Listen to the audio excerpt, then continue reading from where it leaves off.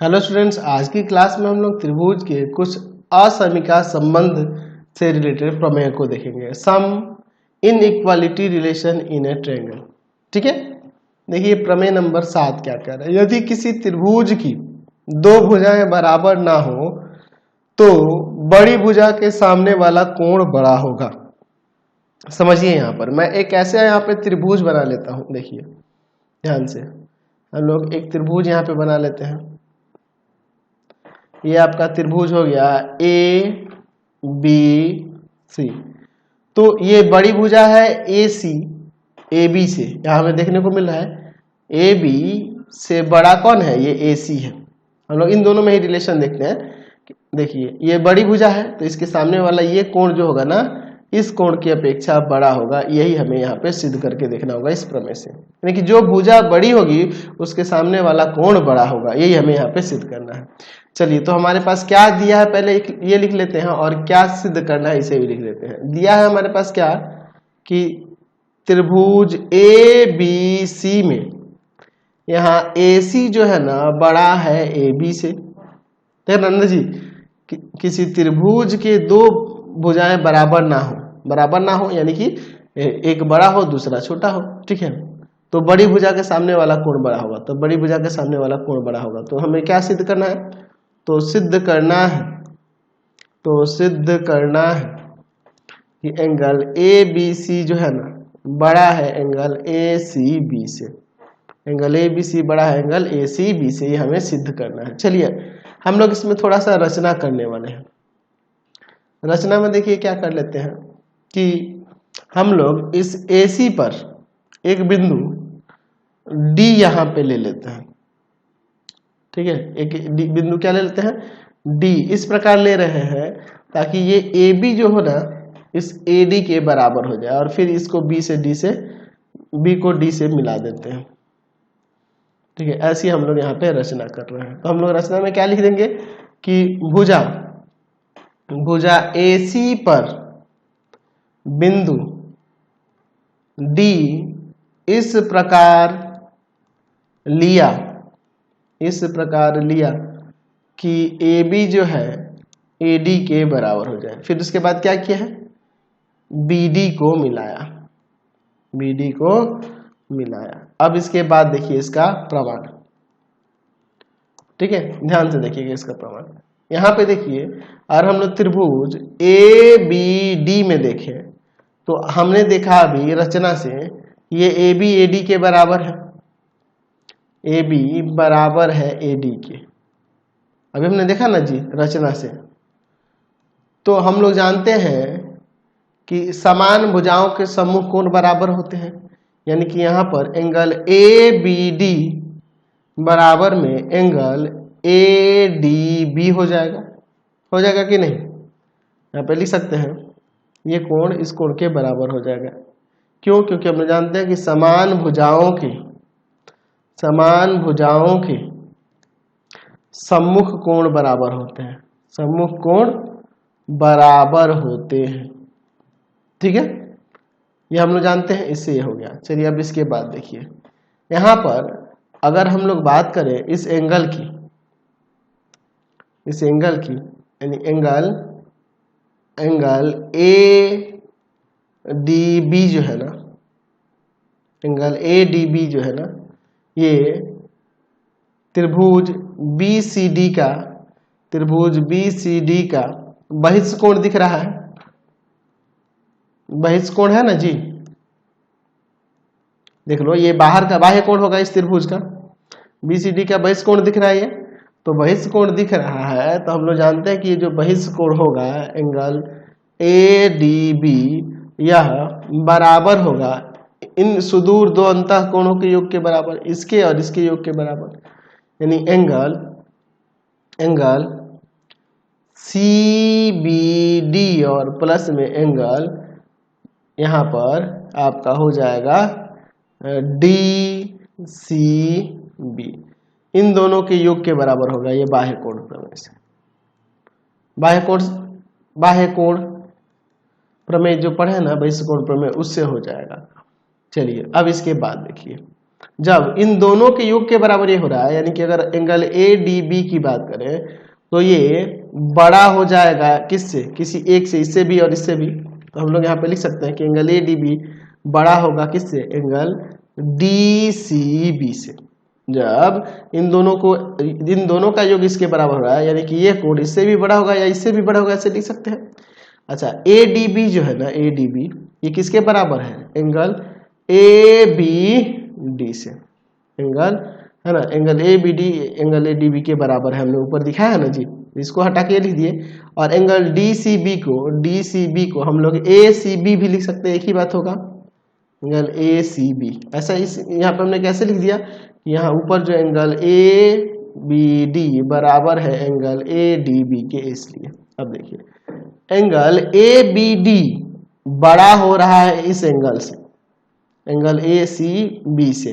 तो जब इससे यही बड़ा हो जा रहा है तो ये पूरा अगर हम लोग ले लेंगे ABC तो और बड़ा हो जाएगा ना जी। चलिए तो यहाँ पे लिख सकते हैं, यहाँ पे लिख सकते हैं कि एंगल ABC बड़ा हो जाएगा एंगल ACB से। यहाँ पे क्यों लिख सकते हैं, लिख सकते हैं कि पूरा अपने भाग से बड़ा होता है, ठीक है। पूरा जो होगा अपने भाग से तो बड़ा ही होगा, तो जब भी ABD बड़ा हो रहा है तो ABC भी तो बड़ा ही होगा ना इससे। तो यही हमें प्रमाणित करना था, हमने दिखा दिया प्रमाणित। चलते हैं नेक्स्ट क्वेश्चन पे, अगला प्रमेय देखते हैं। चलिए अगला देखते हैं, प्रमेय संख्या 8। किसी त्रिभुज के दो कोण असमान हो तो बड़े कोण के सामने की भुजा बड़ी होती है। कोण असमान हो तो बड़े कोण के सामने की भुजा क्या होती है, बड़ी होती है। तो चलिए मैं यहाँ पर एक त्रिभुज पहले बना लेता हूँ, ध्यान से देखिएगा। यहाँ पर पीछे की तरह ही यहाँ पे भी हम लोग त्रिभुज ABC बना लिए, ABC। क्या हमारे पास दिया है कि त्रिभुज ABC में हम लोग क्या देख रहे हैं, क्या कि बड़े क्या कर रहा है कि दो कोण असमान है। मान लीजिए हम लोग कोण इसकी और इसकी बात कर रहे हैं, ABC और ACB की। तो जो बड़ा कोण होगा उसके सामने वाली भुजा बड़ी होगी। तो यानी कि एंगल ABC बड़ा है एंगल ACB से, ये हमारे पास दिया है। तो सिद्ध करना है, क्या सिद्ध करना है हमें, तो सिद्ध करना है कि AC जो होगा बड़ा हो जाएगा AB से, बड़े कोण के सामने वाली भुजा बड़ी हो जाएगी। ये हमें ये साबित करके दिख रहा है, और छोटे कोण के सामने वाली भुजा छोटी होगी। चलिए अब हम लोग इसका प्रमाण देखते हैं, ठीक है। अगर हम लोग AB और AC के बीच रिलेशन देखें, इसमें तीन संभावनाएं हो सकती है। ये हो सकता है कि ये इसके बराबर हो, है ना, या हो सकता है कि यहाँ पर कह सकते हैं कि AC AB से बड़ा हो या AC AB से छोटा हो। ये ना तीन स्थितियां हो सकती हैं। अगर हम लोग देखें AB और AC में संबंध, तो यही तीन स्थिति हमें मिलेंगी। चलिए तो हम लिख सकते हैं कि त्रिभुज ABC में भुजाओं AB तथा AC के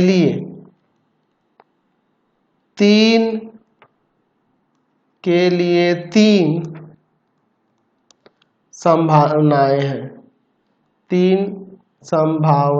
हैं, जिनमें केवल एक ही सत्य होगा, तभी तो सत्य नहीं हो सकते ना जी। और बस तीन संभावना क्या है, कि हो सकता है कि AC जो है AB के बराबर हो जाए, हो सकता है कि AC छोटा हो AB से, या हो सकता है कि AC बड़ा हो AB से। ये तीन चीजें हो सकती हैं। तो हम लोग एक एक करके सभी स्थितियों को देखेंगे। पहले देखते हैं स्थिति फर्स्ट के लिए, स्थिति 1 के लिए। समझिए यहाँ पे, कब यदि AC AB के बराबर हो, तो अगर ये AC और AB बराबर होंगे तो हम लोग ये कोण बराबर नहीं लिखेंगे कि एंगल ABC बराबर होगा एंगल ACB के। क्यों? क्योंकि हम लोग जानते हैं कि समान भुजाओं के सम्मुख कोण बराबर होते हैं। समान भुजाओं के सम्मुख कोण बराबर होते हैं, ये हम लोग जानते हैं।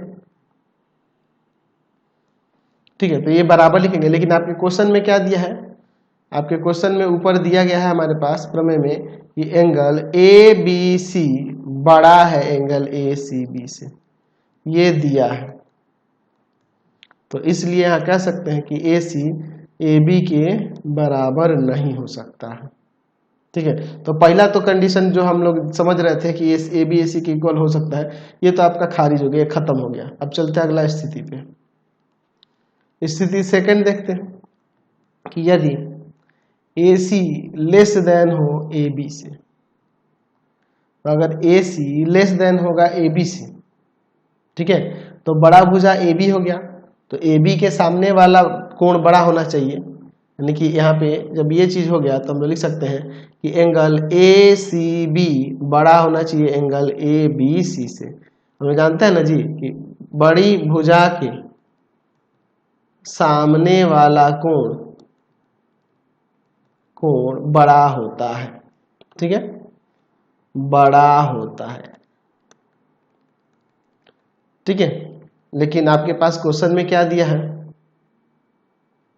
लेकिन हमारे पास दिया क्या है कि ए बी सी बड़ा है ए सी बी से एंगल, ये दिया है। तो ये तो पूरा उल्टा ही है, ये उल्टा रिवर्स, इसमें इनइक्वालिटी ऐसे है, इसमें इधर से है, तो ये तो उल्टा ही है। तो हम लोग लिख सकते हैं कि इसलिए ए सी जो होगा लेस देन नहीं होगा ए बी से। तो ये दोनों जब खारिज हो गए तो तीसरा यही ना सत्य होगा। ठीक है, तो यहाँ पे लिख सकते हैं। तीसरे को अब दिखाने की क्या जरूरत है, हम लिख सकते हैं स्थिति थर्ड के लिए कि हम साबित कर चुके हैं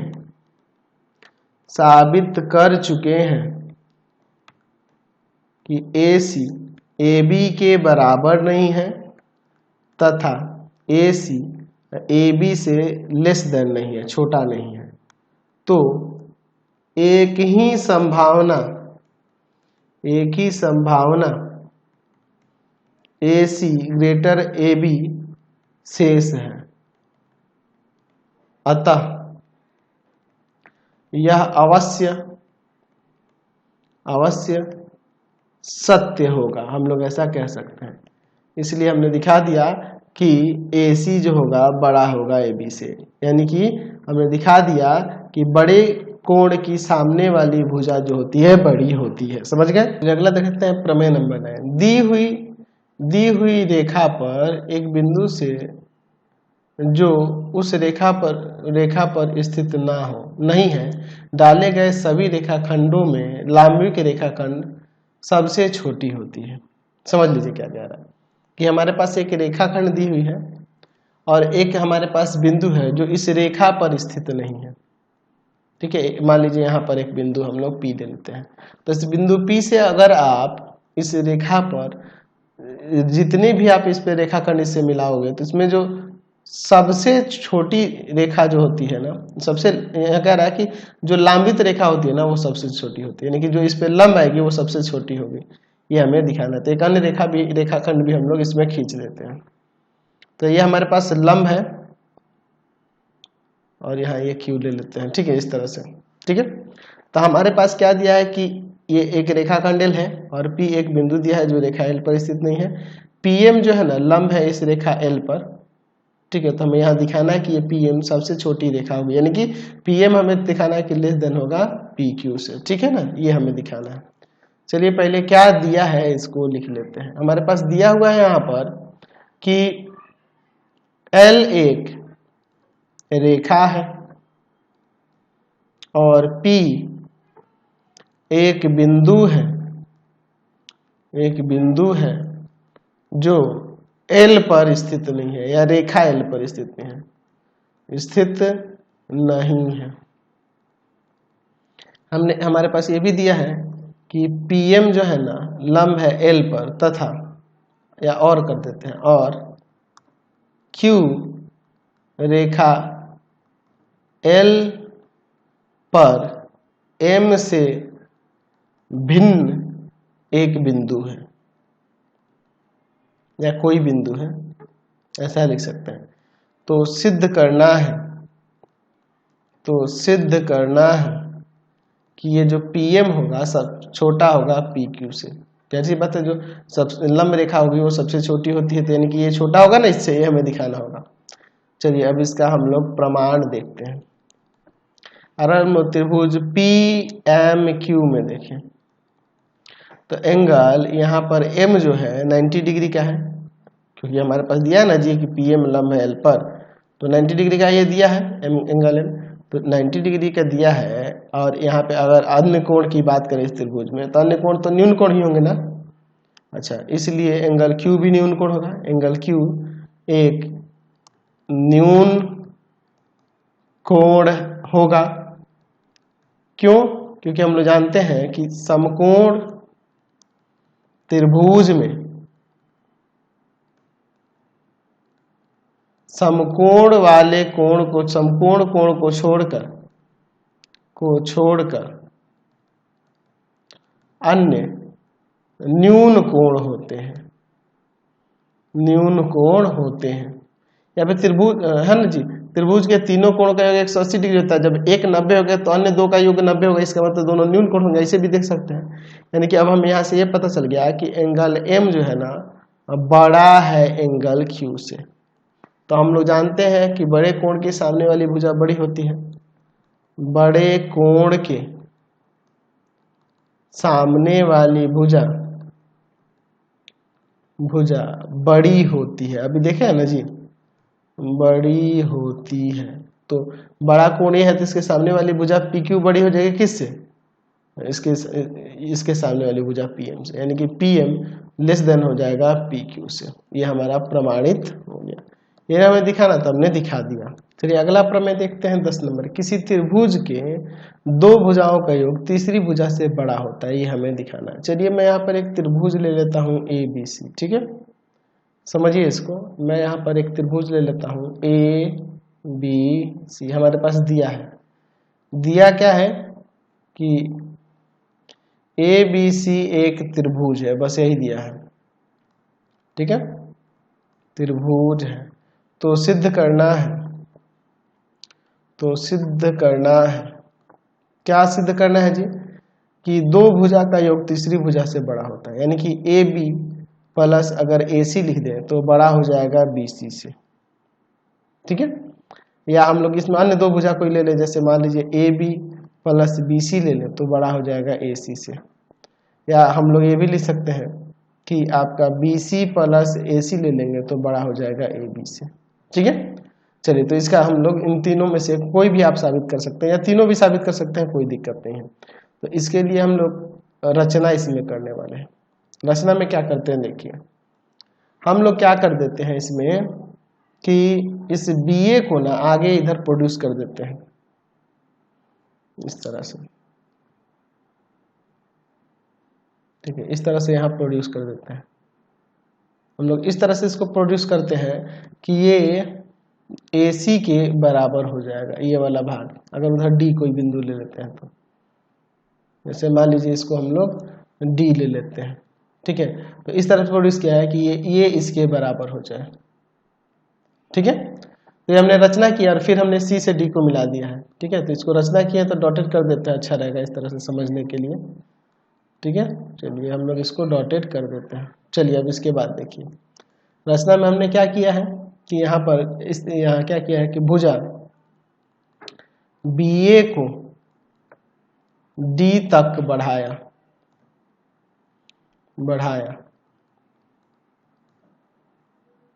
जहां यहाँ लिख सकते हैं कि AC बराबर में हो जा रहा है AD, या इस प्रकार बढ़ाया कि AC बराबर AD, ऐसे लिख सकते हैं, ठीक है।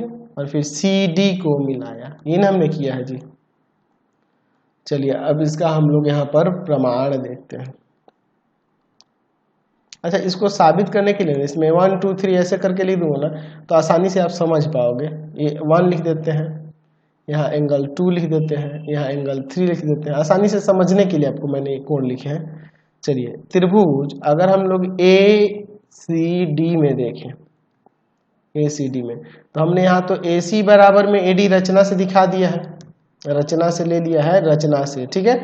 तो ये जब बराबर भुजा है तो यहाँ कोण बराबर हो जाएंगे ना, यानी कि हो जाएगा एंगल 2 किसके बराबर, एंगल 1 के बराबर लिख सकते हैं। क्यों? क्योंकि समान भुजाओं के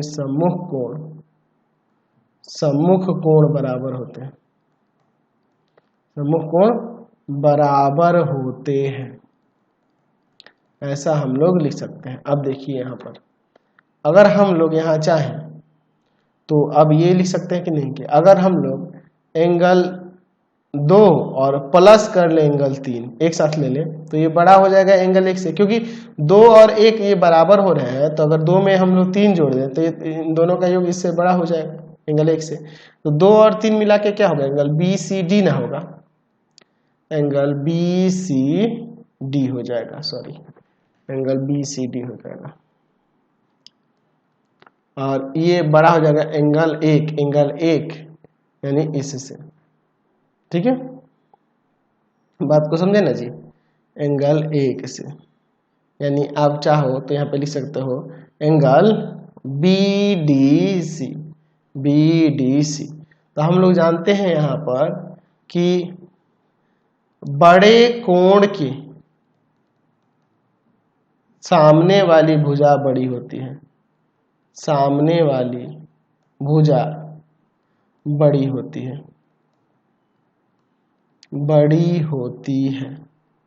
तो बड़ा कोण कौन है, एंगल BCD के सामने वाली भुजा ये ना हो जाएगी BD, तो यहाँ BD बड़ा हो जाएगा किससे, BD बड़ा हो जाएगा एंगल BDC के सामने वाली भुजा BC से।